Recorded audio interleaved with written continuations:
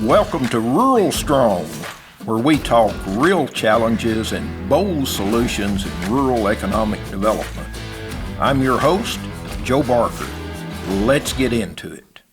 Welcome to RuralStrong. This is your podcast host, Joe Barker, and we're recording this podcast today in the Southwest Tennessee Development District podcast studio in beautiful downtown Jackson, Tennessee. And our guest today is Clay Banks, which is a name many of you know. He's a seasoned entrepreneur and growth strategist with more than 23 years of experience building and scaling brands across hardware, software, and consumer products. He's co-founded or led 8 companies, raising over $7 million in seed and venture capital. Currently, Clay serves as the entrepreneur in residence at the Nashville Entrepreneur Center, where he leads the Takeoff Accelerator, coaching over 50 founders on go-to-market strategy and business growth.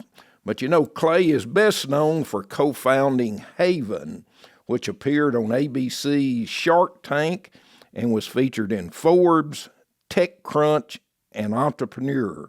Beyond building companies, he's a published author, investor, and a 6-time Ironman athlete committed to helping founders bring bold ideas to the market.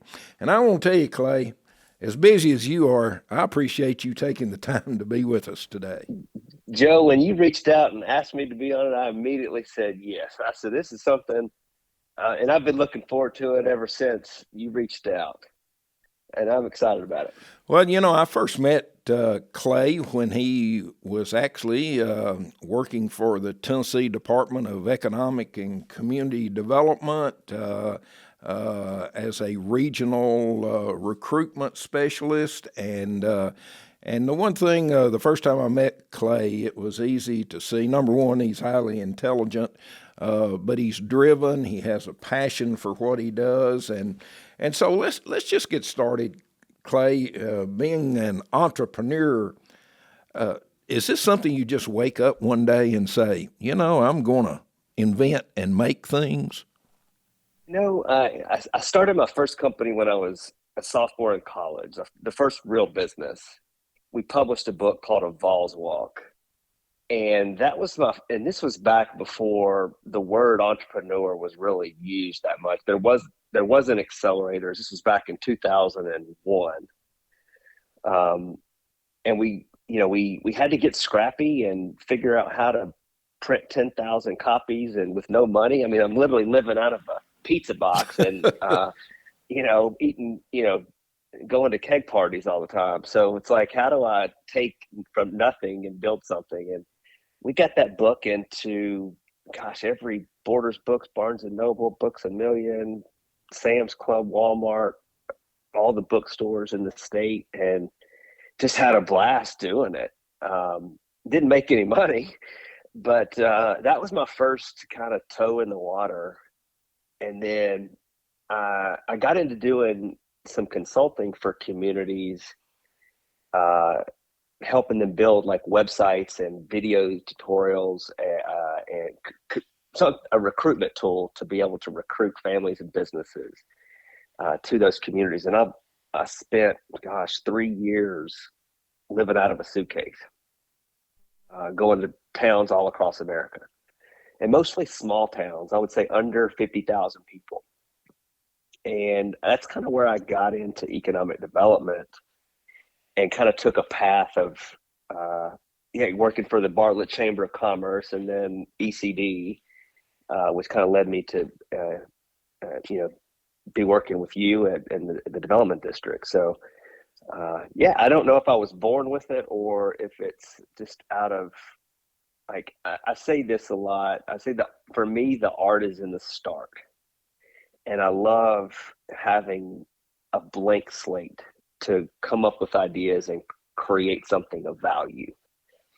And as an economic developer, that's really what you're doing. You're taking a blank piece of property or a dilapidated building and figuring out how do we facilitate something of value for the community. And entrepreneurship is really no different. It's a facilitation role. It's a vision. Like you see the vision and you just go put the pieces of the puzzle together. Well, as an entrepreneur, do you come up with these ideas by yourself, Clay, or is most of the time it's in collaboration with other people? 100%. It's somebody else. And the ideas that I've come up with have flopped. No, it's we go back to hey, the ones like the book, and I'll say it was a flop because I didn't understand margin and scale and like just how much effort it was going to take to scale a printed book, right? And this is back a long time ago. But then when I got into Haven, it was really someone else's idea, and we co-founded and kind of put that together. And that was like a 10-year journey that really taught me how to bring ideas together and put the pieces of the puzzle together. Now let's talk about Haven, because that's the product that got you on Shark Tank, and I know our listeners are just intrigued about being able to listen to someone that went through the process. Number one, how do you ever get in the position to appear on that program? And tell us about your experience. Yeah, so in full transparency, I was still working for the state of Tennessee when we went to film the episode. I took a week off of vacation and went and filmed. And then, so to back up, in 2014, Alex Bertelli and I started and co-founded Haven Lock. We started inventing and patenting the technology, building out, testing, prototyping, getting to manufacturing. And in 2018, we started getting sales and customers. No, it wasn't many. I think we'd maybe done a couple $100,000 in sales. And we said, how are we going to get the exposure that we need to really get this company on the map? And everybody we talked to was like, you should go on Shark Tank. You should go on Shark Tank. If I had $1 for every time someone said that, I'd be a billionaire. We said, let's just go through the exercises and see what it would take. So he drove by himself to Chicago, from Nashville to Chicago, did a 1-minute pitch, came back. I couldn't go that weekend for whatever reason. And next week we got an email from the producers and said, like, hey, you guys are kind of top of the list. We are interested in moving forward. There's no guarantee of you proceeding and going to the show, but we'd love to learn more. So we started this kind of 6 to 9 month process of filling out paperwork, doing due diligence, writing scripts, doing dress rehearsals, all here from Nashville. Every week was like some sort of new task or challenge that they had us do. And they were basically down selecting, trying to get the best companies to put on camera. And finally, we got the notice to say, hey, we're going to fly out to Culver City. You're going to come to Sony Studios. You're going to spend a week in LA. And, there's no chance, there's no guarantee you're going to film. But we at least want to get you out here. And if you pass the test in person, then your film date's going to be a Tuesday, Wednesday, or a Thursday. So we flew out on a Monday morning. And Thursday we were live pitching the Sharks. Now, who were the Sharks on that episode? That episode we had Mark Cuban, Damon John, Barbara Corcoran, Kevin O'Leary. What's the other one? There was 5. I can't think of it. It's not. It wasn't Herford. Robert. That's okay. That's okay. Can't think of the fifth one off the top of my head, and maybe I'm just blanking on it. But um, it was a fun experience. Well, tell the listeners actually what happened during the show.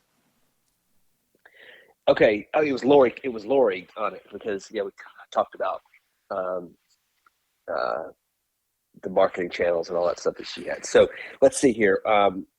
We had rehearsed this pitch a good couple hundred times. Well, before you get into that, tell our listeners exactly what Haven Lock, what the product is. Okay, yeah. So it was a door lock that anchored at the bottom of the floor underneath the door, and it rose up and acted like a barricade that used flexible materials like Delrin, nylon. It's like a thermoplastic that, like a bumper of a car, that could receive energy and force and distribute that force into a 30-inch steel base plate. Um, and it communicated over a mobile application through Bluetooth and your Alexa and your Nest, your Google Nest. So that was the product at the time. And we had, before we had applied to be on Shark Tank, we had raised, I don't know, close to about $1 million in like investor money into the company. And when we started getting further along with going on Shark Tank, it was also a time where school shootings were happening every 3.6 days in America. And we were getting pulled in that direction of can this product work to prevent active shooters getting into classrooms? So we had started in the application process of Shark Tank. We had about 8 pilot schools in Tennessee, Alabama, Arkansas, and Georgia. And we were raising money to go after all the certifications and the testing and the life safety testing, UL testing, to go build and design a product for schools. And so the stuff you see on Shark Tank was all residential. There wasn't much conversation, or even though it was in the pitch, about the school stuff. What the pitch was actually about a 2-hour pitch, and you see what airs on like a six minute or so episode. So there's a lot of stuff that the producers cut. But we had rehearsed that hundreds of times here in a warehouse in Nashville. And we knew and could expect that in about 5 to 6 kicks, Alec was going to get through the door. And here's the change that was the variable that we weren't expecting. When we practiced here in Nashville, the warehouse had like I guess they call them pylons or columns that hold the ceiling up in the middle of the warehouse. You've been in a warehouse before. So we would anchor the set against one of those pylons that's anchored in concrete. And it was like a consistent process. Every time we made the same set and tested this, it was always the same. But when we got on Shark Tank, we had to put our set on wheels, on casters, and we had to roll them and put the set on to a flat stage. And there was nothing to anchor the set to. But when we started kicking, the set started sliding. Just a lesson in physics. It was a hard lesson in physics. And what happened when we were going to show the juxtaposition of being able to kick through a door with a deadbolt, and how easy it was and how impossible it was to kick through a door with our lock. When he went to show how weak a deadbolt was, he couldn't get through it. He ended up flying kick, and that's when the Sharks went nuts, and it was funny. But that episode became the most watched, most downloaded, most shared episode of all time. Well, and that's what I was going to follow up with. What happened after the show as far as, I guess, your notoriety and your product? It, so to be honest, the night it aired, it was in April of 2019. We had a launch party and had a bunch of investors and our employees and at like a launch party. And we got a good spike in sales that night and the next couple of days. But after that, it became like a social proof badge that we would put on our website as seen on Shark Tank. And sales were not consistently coming in. It wasn't a repeatable sales process. And then they would re-air it. And then we would see a spike. So like, let's just, for example, say back then, our average daily sales was $2,000 a day in sales. But then when it re-aired, it would spike to like 20,000 a day. So we could immediately see spikes in traffic and spikes in sales when it re-aired. But what Shark Tank taught us is that we had to build a repeatable system that we could attract and find customers. We got into doing all of this content and hiring all these consultants, where we went from spending like 10,000 or 8,000 a year in Facebook ads to 10,000 a day. Wow. At scale. And to get a return on that, right? Basically a 3.5 to 1 return. And that's where I really learned how to acquire customers online, is through those couple of years. Fortunately, COVID hit. I guess not fortunate for the world, but it really forced us to think about how we sell direct to consumer in a different way. And our company took off in COVID. So yeah, after you ask about like what has Shark Tank done, it's definitely part of my DNA now, and I've met a lot of other Shark Tank companies. I actually just got through coaching one, the last couple of weeks, that's going on the next filming. And I've worked with a lot of Shark Tank companies, and it comes up a lot on fun conversations like this. Well, that's amazing, because I personally, I love watching Shark Tank, and it's and then when you were on the program, to actually know someone that actually appeared on the program, and maybe from a product, that particular production or that show, that nobody offered anything to be your partner. That's correct, isn't it? Yeah, we didn't. There's so much that you don't see. Remember, we were pitching for about 2 hours. So we did kind of get into a negotiation with Mark, and we thought we were going to have a deal with Mark, and ultimately our margins were so far off for where we were wanting to take the company at the time, and he just thought that we could not surpass that gap. Right. And then same thing with Damon. We were doing a kind of a negotiation with Damon, and Damon kind of said, "Look, I know the problem that you're solving. I lived in it. I grew up in it. And I want to be part of it. I love you guys. You guys don't quit. You don't give up. But for me to invest 500,000, I need 33%." And we were like, we just raised $1.5 million at a 10 million valuation. So like the math and the cost of capital was not a win-win for both of us. And he self-identified that. He was like, "Look, it's got to be a win for you guys, and you've already raised money, so like you don't need the money." And we really wanted genuinely to do a deal, but we wanted to do the deal at the terms that we presented, which he needed more equity. So you don't see any of that kind of discussed on the show, on the episode. But it all had a happy ending. So yeah, and now I think I've learned so much about, like, I mean, you could call that like a super failure or a major embarrassing moment, but I'm like, if you could live through that and get on the other side, it's like, who cares, right?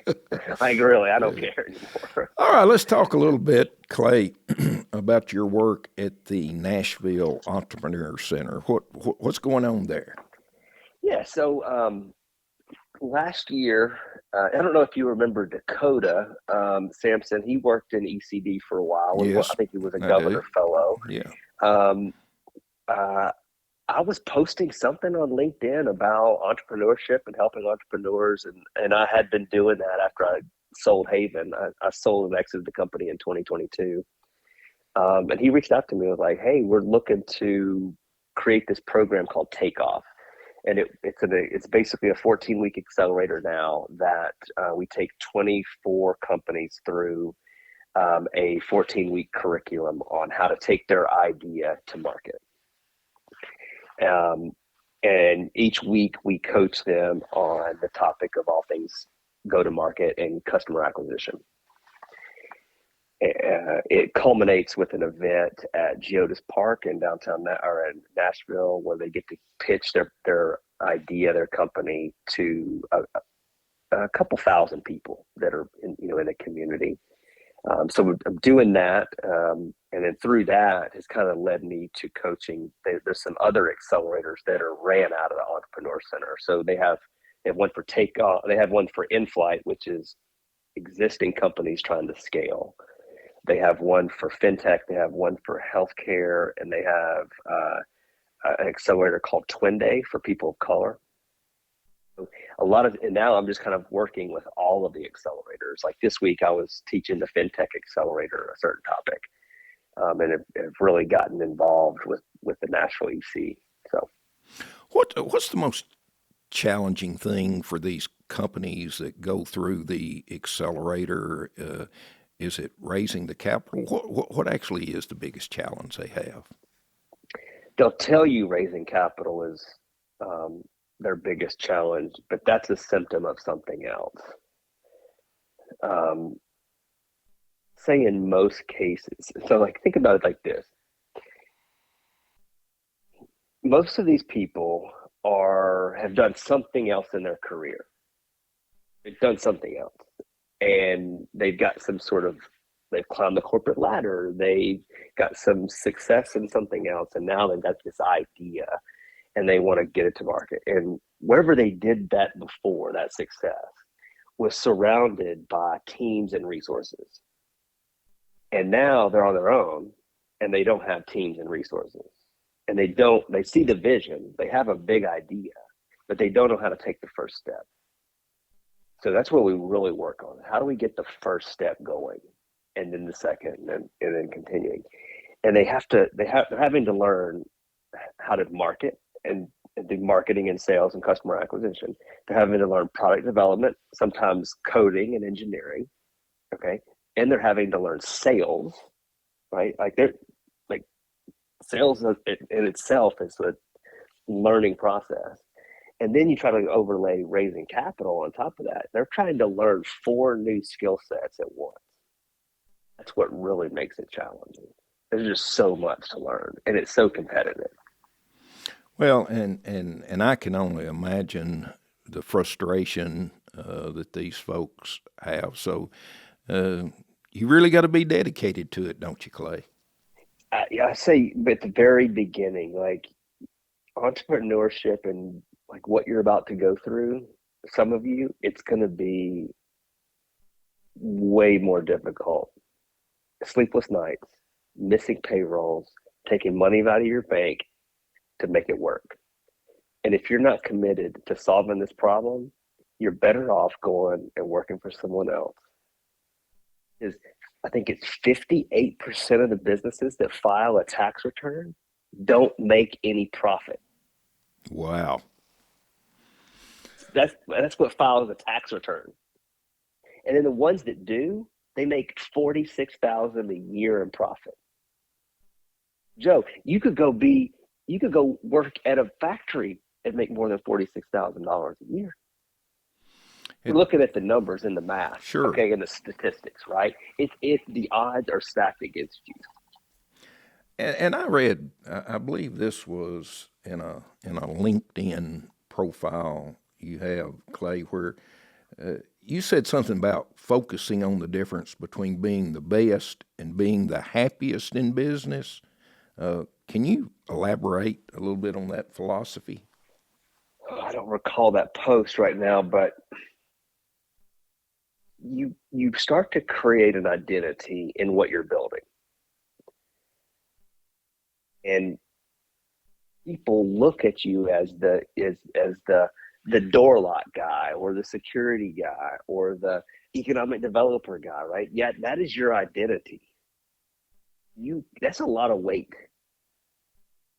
that you carry. I mean, think about some of the most famous entrepreneurs. You know them because of what they created, and their identity is baked into that. And when you carry that around, you have to be committed to that. And if it's not something that you're passionate about and you're happy and you're driven to go solve that problem, it becomes a really challenging nightmare. And I see it a lot with founders. They can't measure how much weight that carries on them from an identity perspective. Well, it's something that I know is not for everyone, and as you said, the failure rate is extremely high. Let's talk about a product you're involved with at the moment. I think it's called Glory Light. Yeah, Glory Light. Yeah, let's talk about that a little bit and about that product and what you see for the future of that. So when I sold Haven back in 2022, I basically exited through selling my equity or shares, proxy, and my board seat to a venture capital firm. And then I woke up the next day and I was like, what the heck am I going to be when I grow up? So I was starting to kind of work with some other entrepreneurs doing some fractional like operations and growth stuff for other companies. And then a guy from my small group at church reached out to me and said, hey, I heard you left Haven. I've got a business idea. And I'm like, bro, I'm not ready to start a business. I just went through a decade of building a business. We had 90 investors at the time when I left. We had about 5 or 6 million invested by the time I left. And I was like, I am not ready to get back on the horse. So he's like, no, hear me out. So we went and grabbed coffee and he pitched me this idea of a kid's night light that plugs into the wall and projects a single Bible verse on the ceiling. And I'm like, that is not a scalable business. It's a good product idea. It's a really good product idea, but it's not a good business.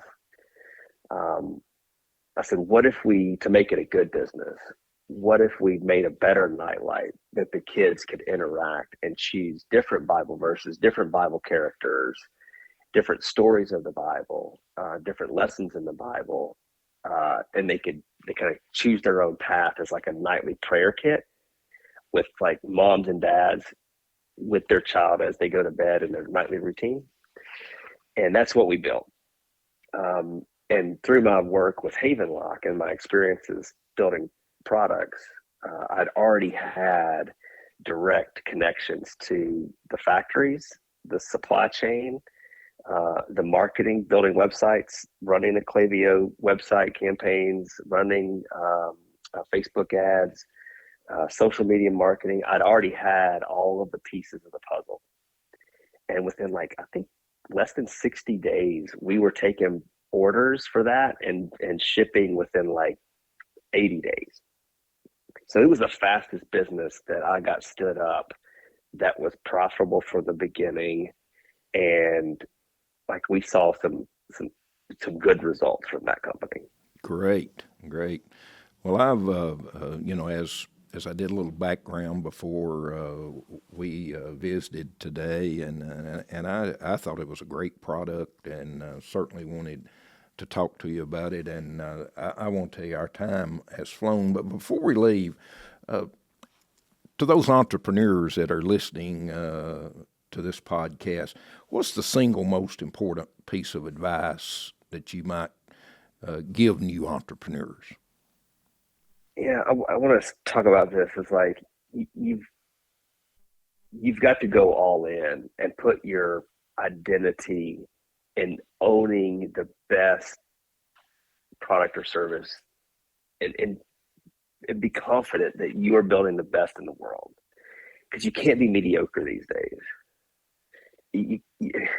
There's so much that like it's going to be hard on, like the expectation that out there is that everybody's making money online and there's these drop shippers and it's easy to be an entrepreneur. It's a fantasy. It's a fantasy. And you have to put in the daily reps. It's like going to the gym or going to church. You've got to put in the reps. And it's much longer than you think it's going to take to see success.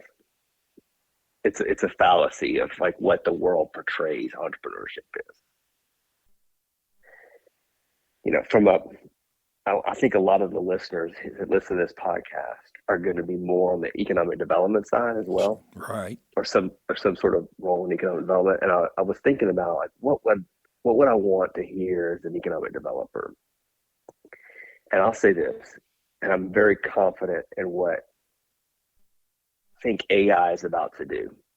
AI is about to create white collar recession. We're already seeing it. Amazon laid off 20,000 people this past week. Okay, anything to do with like typing on the computer, graphic design, copywriting, legal reviews, anything like that, we're going to see a white collar recession. Chris Sacca, a lot of tech guys out of Silicon Valley are predicting this to happen. So what does that impact the rural communities? Rural communities are going to be less impacted, in my opinion. Right? And more manufacturing and more agriculture. Okay, so that's going to be a strength as this white collar recession comes about. I think rural communities are going to be better presented.